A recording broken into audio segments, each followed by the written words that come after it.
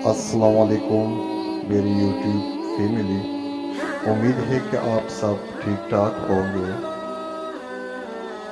Video شروع ہونے سے پہلے اگر آپ میرے چینل پر نئے ہو تو پلیز میرے چینل کو سبسکرائب، لائک اور شیئر کریں۔ یہ ویڈیو حضرت یونس علیہ السلام کے بارے میں ہے۔ بسم اللہ الرحمن الرحیم۔ حضرت یونس علیہ السلام دجلہ کے بائیں کنارے پر آباد عراقی شہر موصل میں پیدا ہوئے۔ آپ حضرت ہود علیہ السلام کے اولاد میں سے تھے۔ موصل کے مقابل نینوا شہر تھا جو اس زمانے میں اپنے عروج پر تھا، اور وہاں قوم سمود آباد تھی۔ نینوا کی آبادی 1 لاکھ سے زیادہ تھی، جیسا کہ قرآن پاک میں ہے، اور یعنی یونس کو لاکھ یا اس سے زیادہ لوگوں کی طرف پیغمبر بنا کر بھیجا۔ حضرت یونس علیہ السلام کی عمر 28 سال تھی جب اللہ تعالیٰ نے انہیں اہل نینوا کی رشد و ہدایت پر مأمور فرمایا۔ حضرت یونس علیہ السلام ایک عرصے تک نینوا کے لوگوں کو توحید کی دعوت اور بت پرستی سے روکتے رہے، مگر قوم نے ان کی دعوت قبول کرنے سے صاف انکار کر دیا۔ صرف یہی نہیں، غرور و تکبر میں مبتلا قوم دیگر نافرمان اقوام کی طرح آپ اسلام کی دعوت کا مذاق بھی اڑاتی رہی۔ جب ان کی سرکشی اور نافرمانی انتہا کو پہنچ گئی تو اللہ تعالیٰ نے حضرت یونس علیہ السلام کو حکم دیا کہ لوگوں کو آگاہ کر دو کہ 3 دن کے اندر اندر ان پر عذاب آنے والا ہے۔ آپ علیہ السلام نے قوم میں اس کا اعلان کر دیا۔ یہ سن کر قوم یونس نے آپس میں مشورہ کیا تو اس بات پر ان سب کا اتفاق ہوا کہ یونس علیہ السلام کو کبھی جھوٹ بولتے نہیں دیکھا گیا، لہٰذا ان کی بات نظر انداز نہیں کرنی چاہیے۔ مشورے میں یہ بھی طے ہوا کہ دیکھا جائے کہ اگر یونس علیہ السلام رات بستی کے اندر اپنے گھر میں مقیم رہتے رہیں تو سمجھ لو کہ کچھ نہیں ہوگا، اگر وہ یہاں سے کہیں اور چلے جاتے ہیں تو یقین کر لو کہ صبح عذاب ضرور آئے گا۔ قصہ مختصر، حضرت یونس علیہ السلام رات کو اس بستی سے نکل گئے۔ صبح ہوئی تو عذاب الہی ایک سیاہ دھوئیں اور بادل کی شکل میں ہستی والوں کے سروں پر منڈلانے لگا۔ جب وہ ان کے قریب ہونے لگا تو لوگوں کو یقین ہو گیا کہ اب وہ سب ہلاک ہونے والے ہیں۔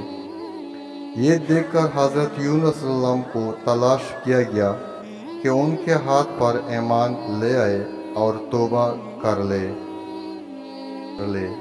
مگر آپ علیہ السلام کو نہ پایا تو خود ہی اخلاص نیت کے ساتھ توبہ و استغفار میں لگ گئے اور اپنے گھروں سے ایک میدان میں نکل آئے۔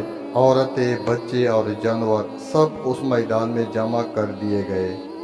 تمام بستی والے ٹاٹ کے کپڑے پہن کر عاجز و انکساری کے ساتھ توبہ کرنے اور عذاب سے پناہ مانگنے میں اس طرح مشغول ہوئے کہ پورا میدان اوہ و بکا سے گونج لگے۔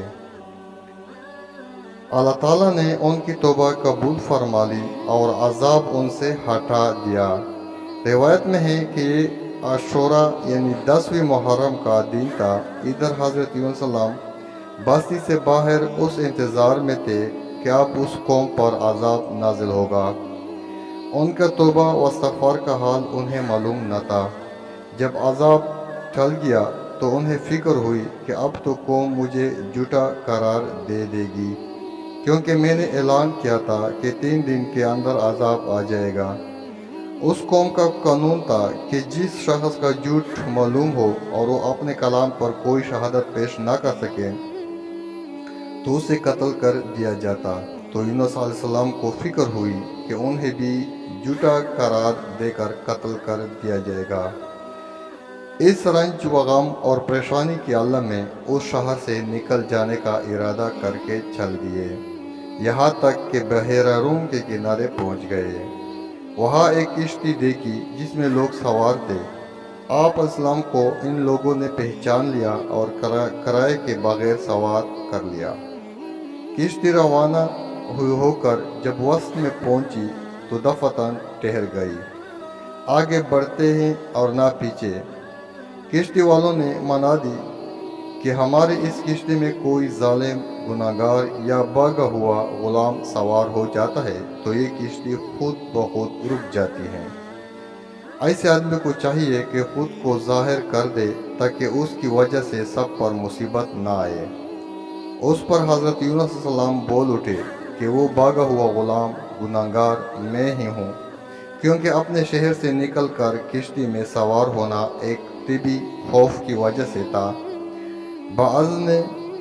بِأَذَانِ اللَّهِ نہ تھا، اور اللہ تعالیٰ کے حکم کے بغیر یوں چلے آنے کو حضرت یونس علیہ السلام کی پیغمبرانہ شان نے ایک گناہ قرار دیا کہ پیغمبر کی کوئی نقل و حرکت بلا اذن الہی نہیں ہونی چاہیے۔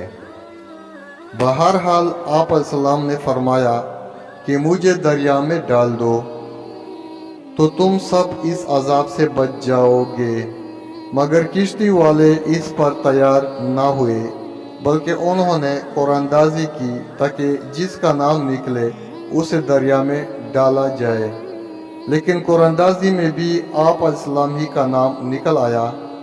لوگوں کو اس پر تعجب ہوا تو کئی مرتبہ قرآن اندازی کی گئی اور ہر مرتبہ آپ علیہ السلام ہی کا نام آتا رہا۔ نکلنے پر آپ کو دریا میں ڈالے جانے کا سامان ہو رہا تھا۔